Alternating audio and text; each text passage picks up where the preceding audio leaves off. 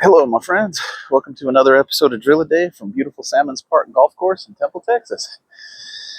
It's still early enough that it's not blazing, but it's going to be blazing. I can tell already. I'm enjoying this cool breeze while it lasts. For today's drill, I'm doing lefty versus righty. You can do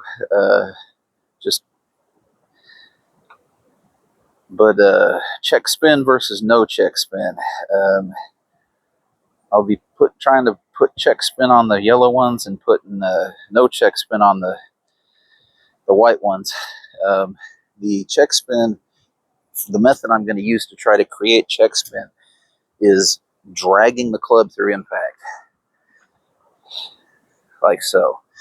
The method I'm going to use for not creating check spin is the hands are going to pass the club head's going to pass the hands. The theory is when you drag the club this way, you get more compression and more grip from the grooves. When you throw the club this way, you get more of a deflection than grip. So middle of my stance, first one's going to be trying to get check spin.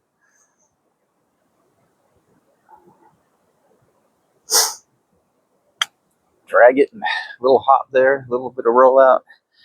Second one's going to be let the club head pass the hands.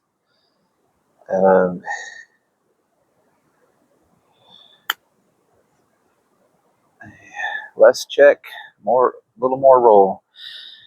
I did not notice where the first one landed. I think those two landed fairly similarly, but the less check spin one should land halfway there and roll, where the more check spin are going to land about 3/4 of the way, theoretically. We shall see what happens. No, that one was halfway. It rolled about the right distance, had a little bit of check on it. So we're going to try to go halfway again, maybe a little shorter, and put some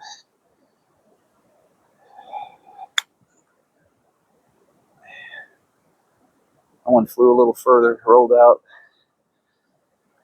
Okay, now again, check spin, drag it through impact, slide about halfway there, a